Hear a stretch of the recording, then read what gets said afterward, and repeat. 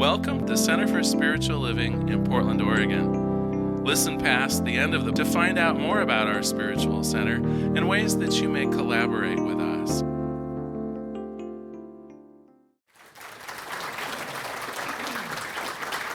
So many of you know we're using the month of January as sort of a back to basics, the idea of reviewing the first 4 chapters of the Science of Mind textbook. And of course, I'm trying to slip in, if you will, everything you ever wanted to know about the science of mind all at once. So if you're feeling a little overwhelmed, those of you who've been here this month, it's okay. Today actually is a smaller gulp. You'll remember last week we ended with the idea of our thoughts being creative, that our thoughts become things. You'll remember we talked about this divine creative process, as Ernest Holmes calls it, saying that, where our thoughts go, so our lives go. And that if we manage to have minds and beliefs that are typically positive and loving, well, no doubt we'll expect to have lives that are typically positive and loving. And if, on the other hand, we find ourselves straying over to the dark side in the places of fear and dismay, and we spend a lot of our mental energy over there, sadly, that also is true. That is more apt to be how we will begin viewing our life and how the world treats us. So that's how it works. Today I want to talk about how to use it. Because once we understand a spiritual principle, once we understand that that's how it works, oh my gosh, then we can actually use that spiritual principle. So how would we go about using our minds to create a world that really works for us and everyone else? Well, I have some thoughts. First of all, we got to know what we want. And I find that is the most amazing thing, that so often people only know what they don't want. They only recognize what is displeasurable for them. They only understand, and it makes sense to me. I mean, I'm not saying that anyone that has that trouble is an outlier. I mean, me too. My life is pretty darn good, and when something comes up that is less than good, well, that's the thing that I notice, right? I mean, it totally makes sense to me that when things go haywire, it's the haywiredness, if that's a word, and I don't think it is, but it's the thing that's wrong that stands out. The trouble with this, of course, is if we fill our mind with all of the things that have gone wrong, and we believe at all in this divine creative process, what can we look forward to? Right? It's like we can look forward to more things going wrong. So here's that conundrum. Here's that place of push and pull. How do we take care of business when things are going wrong, but not elevate it in our mind, not seize onto it as being who we are and what we stand for and the fullness of our being? Because if we embrace the upset, if we embrace and carry on with the negative parts of our existence, there we can look towards the future and have more of it. And so really it's an interesting pastime. It's an interesting life that we're called to live.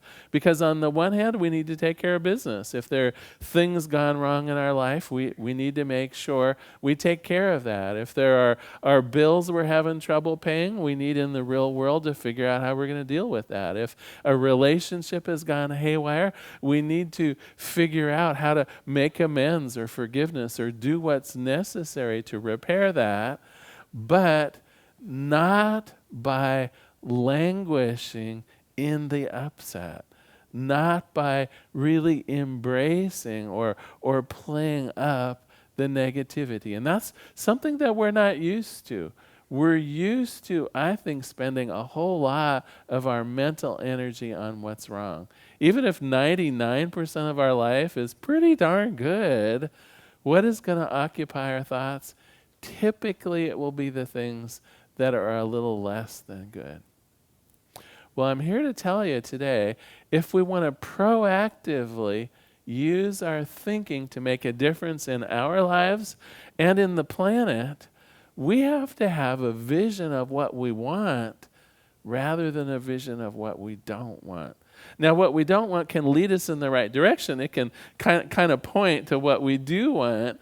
But what you'll learn is this idea of having a mental equivalent, this idea of having a well-defined idea of how life should be, how my loving relationship would look, how my perfect job would look, how my home would be if it were exactly to my liking. We begin building up these pictures, these visions, these ideas of how things ought to be.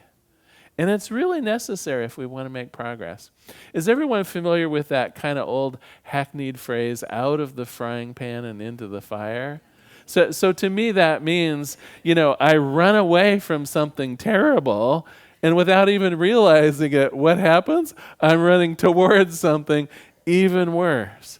And I think that's what happens when we dwell on the negative. We're so anxious to get out of that terrible job. We're so driven to ditch that negative relationship or whatever that pain point is, that we don't even realize that the main thing that's causing the trouble is going right along over to the new job or the new relationship or the new whatever, because the main thing that's causing it, sadly, is yours truly. It's like wherever I go, darn it, there I am.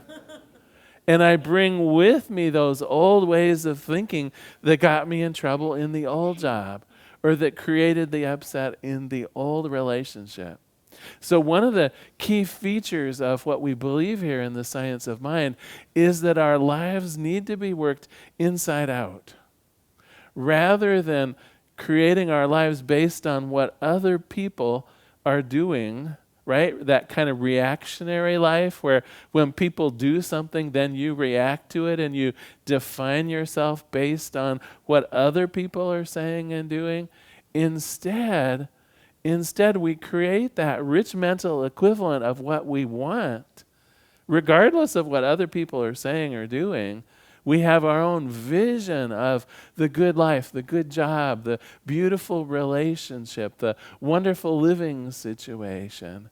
And then we begin aligning our thoughts and beliefs to go with that vision.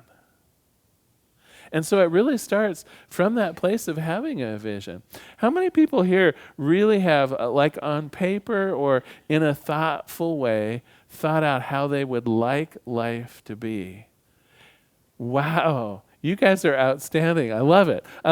And for those of you who maybe haven't done that before, it can seem overwhelming. So my tip would be just take one place in your life, one area in your life that doesn't quite seem to be going the way you would want to, and focus on that. And either as a journaling exercise or a contemplative exercise, or maybe a visualization, just close your eyes and picture it if that particular situation was completely healed, completely the way you would want it, in a fabulous and creative way. It's like start there, and then the alignment process starts happening. Now, to me, aligning my thoughts and beliefs to what I want rather than what I'm running from takes a bit of work. Here's one I bet that fewer people will raise their hands on. How many people in high school or grade school went to thinking class? Yeah. I mean, we went to all kinds of weird classes, or at least some of mine seemed pretty weird, and yet something as fundamental as how to think somehow was completely glossed over, right? We have amazing minds, but have you ever had that feeling that sometimes your mind is just completely out of your control and running amok? Right? Bringing up crazy fears and ideas that can't be implemented and things that are the opposite of what you'd like to be thinking. It's almost as though things that we think about are out of our control. It's only for lack of practice. A few years back, we had some Tibetan monks. Well, actually, now that I think about it, it's more like 15 years ago.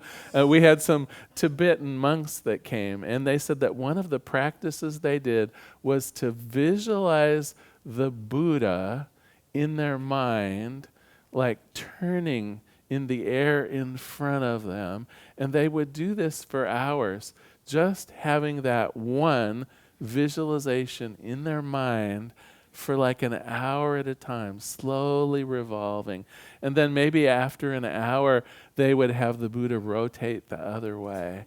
And that was like all that was in their visioning, all that they were thinking about. They were just focused on that one thing. And so afterwards, the gentlemen were explaining this, and they had a translator and also that we could ask questions. And I said, so how long have you been doing that visualization? I mean, they were describing it, and I'm sitting like out in the audience like you are, and I'm like, for like not even half a second, do I have the Buddha carefully turning in front of me, right? But the monk said he had been doing it for 25 years, spending 2 hours a day disciplining his mind in those kinds of exercises. Well, now I'm not expecting you to spend the next 25 years of your life visualizing, or wait a minute, or am I? What I'd like to suggest is it's time to start anyway. It's time to start directing your thoughts. So I think this takes maybe kind of 3 avenues, and I want to talk about them briefly today. One is to stopping the thoughts that are not useful to you, right? Because we do notice, I'm sure you've noticed, you're hoping for a certain outcome. Let's say you're going for an amazing job interview, and you know that you have the qualifications, you know you're set up for this, you have a good deal of confidence about your skills, and you went out and bought a new suit too, so you're looking pretty fine. And then you're driving in the car, and what kind of thoughts go through your head? Oh, they're going to hate me. They're absolutely going to hate me. I'm too tall. I didn't go to the right college. Right? Aren't those the thoughts that are apt to come into your head? Well, first of all, those kinds of things, we just got to stop them. We got to notice them, and we got to stop them. So when you have this vision of how you want your life to be, how you want a relationship to be, how you want a job to be, how you want your home to be, and thoughts cross your mind that contradict it or fly in the face of it, you need to stand up tall in your own head and say, enough. Enough. This is not solving anything. It's actually diminishing, right? What you're doing is actually diminishing your own confidence. Your own spiritual confidence is being taken away from. You're basically saying, I do not have dominion, and I do not have the power of my own thinking, and I'm just going to leave it up to the world to do unto me how it feels like it. Well, that's just crazy. So we begin today. Some of us already have some practice doing this. Some of us less practice doing this. Interrupt our negative thinking. Now that requires 2 steps. One, you got to notice. And I'm going to wade right into our homework for this week. That's the noticing.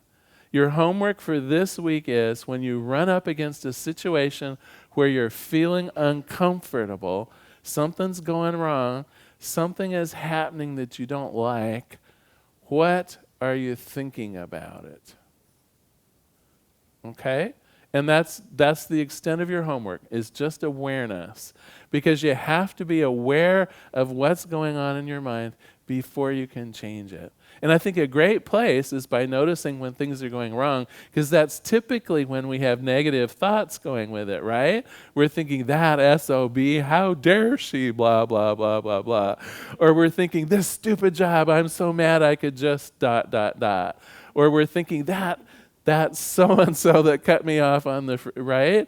It's like those are the times when our minds typically are going crazy, and we're actually thinking about what we don't want to have happen anymore rather than what we would like to have happen. So first we interrupt the negative thinking, and then, when possible, let us replace it with something more positive. Let us replace it with something that is also true, because you can't BS to yourself. You can't really lie to yourself. That's called cognitive dissonance. And trust me, that, people go crazy over that. So it still has to be something true for yourself, but something more positive. So if you're having a bad day at work, instead of the thoughts of, this is a horrible job, my boss is a creep, I can't believe I took this infuriating work, they don't, right? So rather than that train of thought, you say, stop, and enumerate in your own mind all of the positive things about that job. This job has allowed me to go back to school. This job is creating an environment where my skills at least are well used, or whatever it is. Because again, if you think about it, it's the 1% that's negative that we tend to fixate on. Underneath that is probably 99% of the things that are okay. So let us play up the things that are okay. We'll stop the negative things, increase the recognition of things that are going well. Because you want more of the things that are going well. All right. One other thing that I really have to talk about. Have you ever had someone just tell you, oh, just change your attitude? And didn't that just kind of piss you off? I mean, it's not really very helpful. It's not really very helpful just to say, what you're thinking is stupid. Think of something better, right? Because often we haven't even experienced the best yet. In fact, I would hope that everyone here hasn't experienced the best yet. And so when we're trying to think about how to change our thinking for something that's better, it's okay if you don't actually know the what's better yet, because we can also work on that. Oftentimes we haven't experienced the best relationship. Oftentimes we don't have a good idea of what a job that would really suit us is like, but we can do research. You know people who have fabulous relationships. Have you ever thought of interviewing them? You know people that are completely in sync and loving their jobs. Have you thought of talking with them about the characteristics of that job, the reason that they actually fit in so well and feel tuned in and with it? You see, we don't have to know the answer. We can begin researching what that better life is like. Maybe it'll be something you have never even thought of before that you can build into that mental image, that mental equivalent of how life can be. Every now and then I'll talk to someone and they'll say, oh, life is just fine. I don't need to make any changes in it. And of course, that gets my head spinning. I'm like, really? So you're in the best relationship you could imagine? Well, pretty much. And I'm like, pretty much? Tell me more, right? It's like there are always ways in our lives for improvement. So often we just haven't gone far enough yet in our understanding, in our creativity, in our, if you will, mental research to see what it is. And then once we have that avenue, we begin building our confidence around orienting our thoughts towards it, to be in alignment with it. And that leads me into today's really terrible joke. So there was once a fellow who had a very important business presentation to make at work, but traffic was so backed up he was sure he was going to be late. He finally pulled up to the office, but couldn't find a spot to park his car. In desperation, he began to pray to God. Oh God, I know the perfect parking place is mine right now. It's in a convenient location allowing me instant access to the building. Well, just as he finishes his prayer, a car pulls out, leaving a spot right next to the front door. He raises his head to God. Never mind, found one.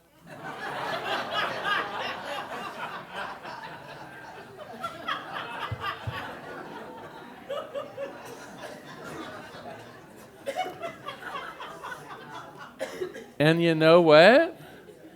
That's where most of us are. Most of us think that the good that comes to us is from random chance. I want to dispel that myth. The good that is present in your life, you have brought to you in every single case. The friends that you have, you brought to you. The people who love you, you have brought to you. The jobs that you enjoy, you have brought to you. Everything in the external world that is pleasing to you is not there by chance. It's not there through good fortune or the luck of the draw, or I don't know. There are other even crazier constructs and ideas around that. You have drawn all of the good to you in your life that you have ever experienced. And you haven't even really noticed that, have you? You see, this should be building our faith. This should be recognizing that my powerful thoughts have created my powerful world.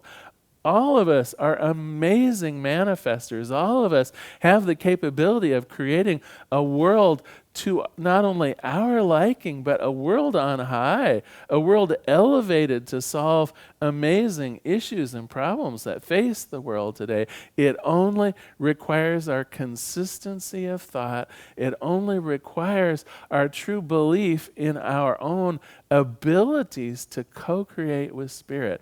You have co-created with Spirit every good thing in your life, and it isn't stopping today. With your faith, you can move mountains. With your thoughts in alignments with your dreams, they're not dreams anymore. They are your reality. All right, I'm going to summarize. We're going to talk very briefly again about your homework. I'm going to do a reading and a prayer. So, summary time. Our thoughts do become things. And so therefore, if we want to see different things in the world, we need to start tinkering with our thoughts. Although we're not used to it, although we never had a class in it, we do have the power over time to begin directing our thoughts in more powerful ways. The first few times we try it, it'll feel weird, and you'll wonder, what the heck am I doing? But with practice, you'll begin to dispel the negative thoughts that no longer serve you. You'll begin to replace them with positive, more useful ways of dealing with yourself and others in the world. And you'll even begin to creatively think of new avenues that you've never thought of before, new ways of being, new jobs, new relationships, new ways of being in the world that will truly astound you. This is the power of your thinking when you begin filtering it a bit. Leads to the homework. It's to put that filter in. I want you to begin noticing more often what you're thinking. And a great place to start is where things feel uncomfortable or where things have gone wrong. So that can be kind of your notification. Oh, what am I, right? Someone just cut me off on the freeway. What am I thinking? Right? I just had kind of a blow up with one of my coworkers. What am I thinking about that? Just notice what you're thinking, and then is what you're thinking ultimately useful or not? Or might you want to change it up for something else? All right, a quick quote from Ernest Holmes as he closes out this 4th chapter in the Science of Mind textbook, and a prayer. He says, the one who wishes scientifically to work out our problems must daily take time to meditate and mentally treat those conditions, no matter what the apparent contradiction may be. He or she is working silently within spiritual law, and this law will find an outlet through our faith in it. This law is the law which puts all act into action. It is the invisible actor working through us all to will and to do. And as a result of our right thinking, the mold formed in subjective mind makes possible concrete manifestation. Our word is a spiritual entity working through the law of mind. It's an actual force now consciously directed. Therefore, it will produce results. Let us pray. There's one power, one presence, one life, one consciousness, only this one thing, only this one spirit. And what I know about it is that it's everywhere present. It's all powerful. It is all wise. And I am a part of it. God's love is my love to feel and to share. God's power is mine to direct and control. God's joy is the effervescence of my own life, and the beauty and the health, the peace, all that is in God is also for me to share in, because God eminently present in all. And as it is true for me, I know without question it is true for everyone here. Everyone can use that divine creative process. Everyone can begin aligning their thoughts and beliefs with their desires in the world. And when we accomplish this, the world improves. We go from the inner thought to the outer manifestation of life, and it can and will be magnificent. And so for this, I give great thanks. For this, I recognize in myself that co-creator, that creation both of spirit and with spirit, creating my view of the universe. I let it be, and together we say, and so it is. Thank you so much for being here today. So glad you were here.